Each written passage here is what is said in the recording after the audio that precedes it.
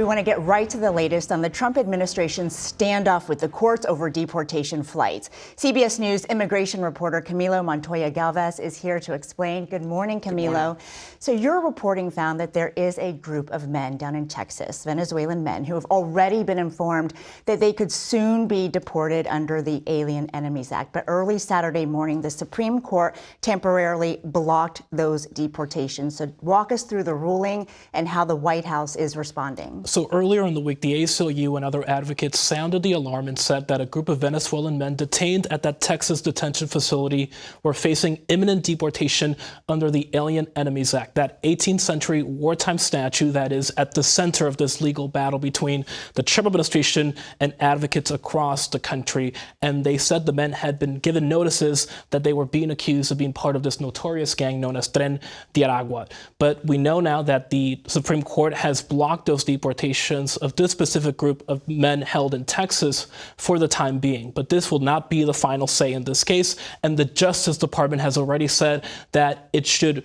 be allowed to carry out these deportations, and that the Supreme Court's order was unprecedented and premature.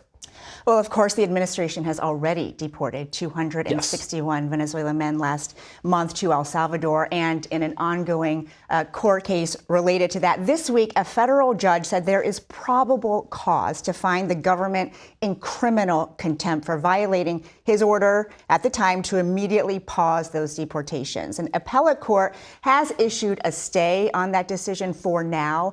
But what happens next? Well, Judge Boasberg here in the federal district court in D.C. did find that the administration actively and deliberately defied his order to turn around the planes that were in the skies, in the air, when he issued his directive on March 15 to turn around deportation flights carrying people processed under the Alien Enemies Act. And now we know that this appellate court has stayed his order, but only on administrative grounds, Ouija. And so that means that order could very well take effect later this week or in the near future. If that does happen, the administration will face two options. It can try to rectify its alleged violation of that court order by retaking custody of the detainees sent to that mega prison in El Salvador, or it could very well find itself finding itself in a criminal contempt and a criminal prosecution referral by Judge Boasberg. The open question is what happens if the judge issues that criminal referral, because of course that would be handled by the Justice Department, and I think it's unlikely that the Trump administration will prosecute its own officials for this alleged violation of a court ruling. Yeah, Attorney General Pam Bondi has explicitly said that she will not be bringing those men back. Kilmar Garcia was one of the men deported. And even though the administration says it was by mistake, they also say they will not return him to the U.S. And now they are pointing to new explanations for why. Tell us about that. Well, the Trump administration is citing two newly surfaced cases to make the argument that Kilmar Garcia is not a sympathetic figure. They are citing a 2021 request from his wife for a protective order against him, alleging domestic abuse in their household.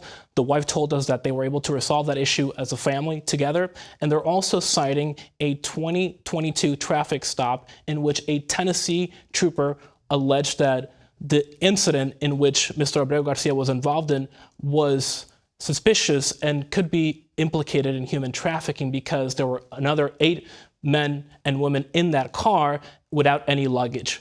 I should underscore that none of these cases led to a criminal charge or prosecution, but the administration is still arguing that this undermines Mr. Garcia's case in the court of public opinion, even though that in the court of law and in legal courts, they have conceded they made a legal mistake here by sending him to a country where a judge has said he could not be deported to.